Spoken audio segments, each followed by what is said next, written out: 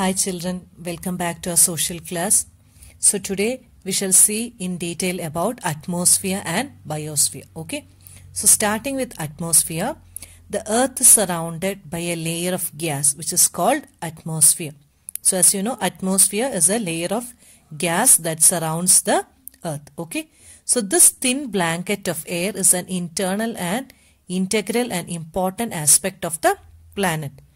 So what does it provide us? It provides us with air that we breathe and protect us from the harmful effects of sun's rays. Okay. So in the figure given at the right side, you can see different layers of the atmosphere. Okay. So the atmosphere extends up to a height of about 1600 kilometer. Okay. So what is the extension of your atmosphere? Up to 1600 kilometer. Okay. And it is divided into 5 layers. How many layers, children? 5 layers based on the composition, temperature and other properties. Okay. So these layers are starting from Earth's surface. Okay. And that layer is called your troposphere. Okay. Starting from the Earth's surface, the first layer is called troposphere. Above your troposphere you have stratosphere. Okay, what is the second? Stratosphere. Above that you have mesosphere, then thermosphere, and the topmost one is called exosphere. Okay, so what are the 5 layers? Troposphere, stratosphere, mesosphere, thermosphere and exosphere. Okay, so the atmosphere is composed mainly of nitrogen and oxygen. Okay. So what is the main composition of atmosphere? Nitrogen and oxygen, which makes 99% of the clean dry air. Okay. So out of 100%, nitrogen occupies 78%. How much is nitrogen? 78%. Okay. So what is the percentage of oxygen then? 21. Okay. And the remaining 1% is made up of other gases, okay, like carbon dioxide, argon and other life sustaining gases. Okay, so oxygen is the breath of life, while nitrogen helps in the growth of living organism. Okay, so oxygen helps us to breathe, okay, but nitrogen helps in growth of living organism. Okay, but as you know, carbon dioxide is present in limited quantity. Okay, but it is important as it absorbs heat radiated by the earth. Okay, it absorbs the heat radiated. So which gas absorbs the heat? Carbon dioxide. Okay, thereby it keeps the planet warm. Okay, and it is also essential for growth of plants. As you know, it is necessary for, what is the preparation of food in plants? Photosynthesis. Okay, so the density of the atmosphere varies with height. Okay, so it is maximum at the sea level and decreases rapidly as we go up. So maximum density is at the sea level. Okay. For example, you can see when people climb up the mountains, okay, they experience a problem in breathing. This is due to the decrease in the density of air as they go up. Okay. So that is why they have to carry with them oxygen cylinders, which help them to breathe at high altitudes. Okay. Another thing is the temperature also decreases as we go up, isn't it? So the atmosphere exerts pressure on the earth.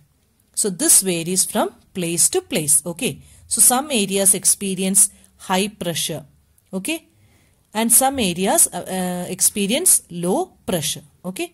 So air moves from high pressure area to low pressure area. Okay.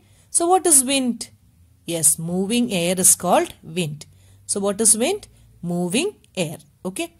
The next one is your biosphere. What is biosphere? It is the domain of life. Okay. So biosphere is the area where living things survive, isn't it? So the biosphere is the narrow zone of contact between land, water and air. I'll repeat it. What is biosphere? It is the narrow zone of contact between land, water and air. Okay. So it is in this zone that life, that is the unique to our planet Earth, exists. Okay. So there are several species of organism that vary in size from microbes and bacteria to huge mammal. Okay.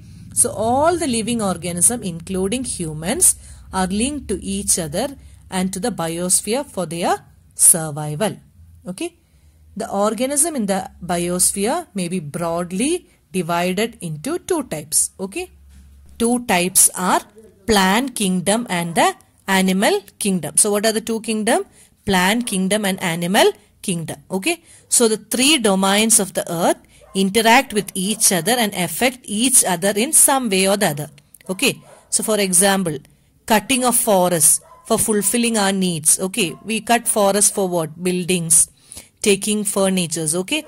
Or clearing land for agriculture may lead to fast removal of soil from slopes. Isn't it? Similarly, Earth's surface may be changed due to natural calamities like your earthquake. Okay. So there could be submergence of land as happened in the case of tsunami recently. Isn't it? So parts of Andaman and Nicobar Island were submerged under water.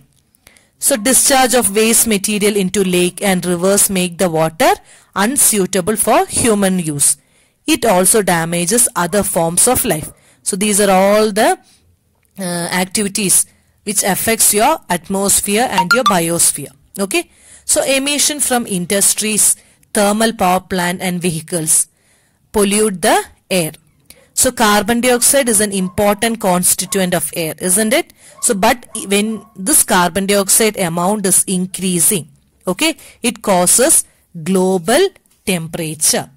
So this is called global warming. So what is global warming? Increase in the amount of carbon dioxide lead to increase in global temperature. That is called your global warming. Okay.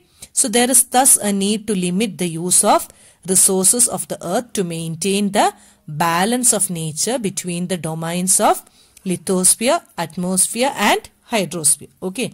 So whenever we use any resource, we should be very careful. Okay. So with this chapter is over. Thank you, children.